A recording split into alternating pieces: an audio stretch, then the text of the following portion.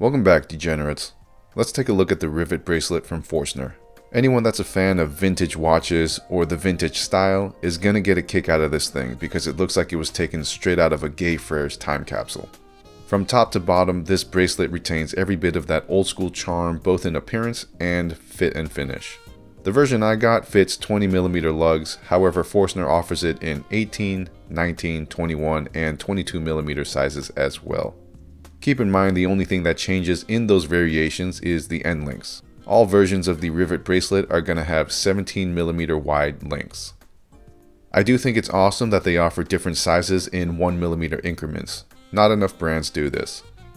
Something else not enough brands do is provide enough micro-adjustable positions, which is not the case here. Coming in with 6 positions, you have the ability to fit this bracelet to exactly where it needs to be for the right fit. The clasp itself is of the stamped deployment variety.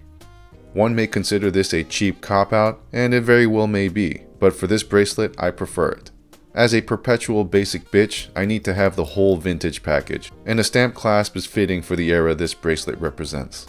I'm not saying this is a logical way of thinking, I'm just saying I enjoy this jingly style, and milled clasps aren't all that better in any capacity.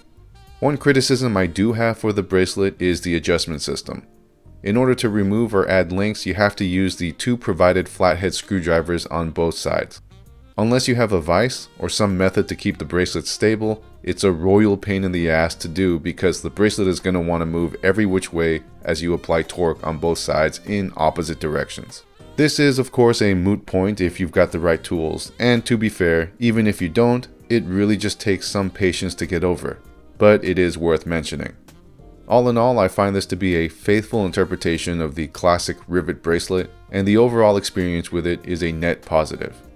There's a lot of depth here, with the outer plates and rivets adding a layer of visual complexity that isn't overwhelming, and rather adds a level of substance to the part of a watch that is usually saved as an afterthought. I'd love to see this with end links compatible with the Black Bay 58 and Ranger, as I feel this version is not necessarily better, but a more faithful interpretation, and as such, I think it would add more depth to the Tudor experience. Speaking of Tudor, I knew this had to go on my Tudor P01. I find the P01 and Rivet bracelet sort of as kindred spirits in how they share that ugly duckling appeal, so it seemed like a logical match to me.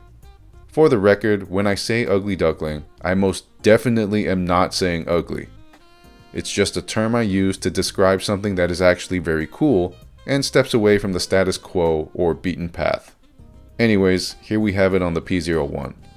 On a superficial level, this looks amazing. It has all of that vintage sci-fi journey to the center of the earth charm to it. Unfortunately, right off the bat I can tell the P01 might be too chunky and top heavy for this bracelet. Perhaps the smaller original P01 would have worked, but the current rendition is meant for a denser strap. Of course, this is just my opinion. Functionally it clearly works, and if you wear it securely enough there's not going to be any issues. I personally wear my watches loose, so it's not going to work well for me. Surprisingly, what this bracelet works well on is the Seiko Marinemaster. Now that's a combination I didn't think I'd like, but the case looks good with straight end links, and the vintage 62 moss / milsub undertones makes this combination exceptionally pleasing. I'm really glad I tried this out, and I'm pretty sure this pairing is gonna be permanent.